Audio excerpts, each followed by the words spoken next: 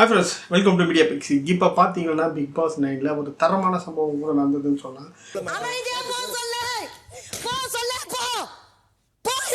Vijay Parvati community சேர்ந்து ஒரு adult கண்டென்ட்டாக போட்டு 2 பேரும் சேர்ந்து ஒன்றா சுற்றிருந்தாங்க. முந்தா நேற்று பார்த்தீங்கன்னா அவங்களே ஒரு ரிப்போர்ட் ஒன்று சொன்னாங்க. இந்த மாதிரி கம்யூனிட்டின் வந்து தப்பான இடத்துல வந்து தொடறான், ஒரு மாதிரி தப்பான கண்ணோட்டத்தோடய பார்க்குறான் தொடறான் அப்படின்ட்டு ஒரு குற்றச்சாட்டு வச்சாங்க. அப்படின்ட்டு யார்கிட்ட சொல்லியிருந்தாங்க பார்த்தீங்கன்னா திவாகர்கிட்ட சொல்லியிருந்தாங்க. ஆனால் திவாகர்கிட்ட போய் இந்த மாதிரி விஷயமெல்லாம் சொல்லலாமா?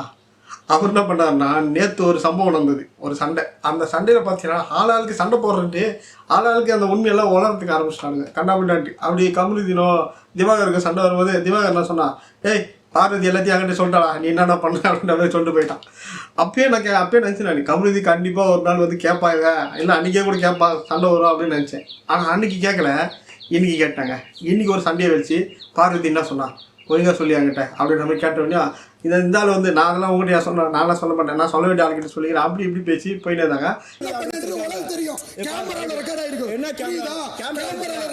இது எல்லாமே எங்கே நடந்ததுன்னா பார்வதி இருந்தாங்களா, அவங்க பக்கத்துலேயே நின்றுந்தாங்க. அப்படி கேட்டப்போ பார்வதி செம்ம கண்டாயிட்டாங்க.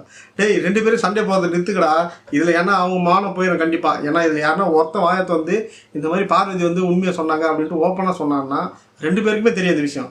2 பேருக்குமே யாருன்னா ஒருத்தன் வந்து சொல்லிட்டானுமே அங்கே சண்டை பெருசாயிரும், பார்வதி மானம் கப்பல் ஏறிடும் வீட்டு உள்ளவே. ஏன்னா வெளியில் ஏறினது நம்ம பார்த்துன்னு எல்லாருக்குமே தெரியும்.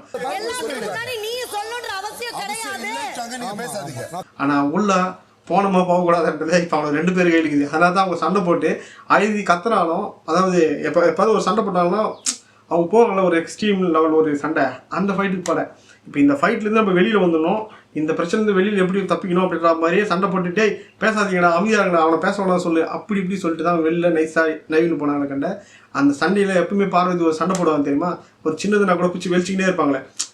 நம்ம சின்ன சின்ன சண்டை வந்தால் கூட பார்வதி வந்து அதை தூண்டிகிட்டே இருப்பாங்க. அதை கொஞ்சம் பெருசாகி ட்ரிகர் பண்ணி அந்த சண்டை பெருசாக்கி நம்ம ப்ரோமோ கொடுத்தே ஆகணும் அப்படின்றதா பேசுவாங்களே.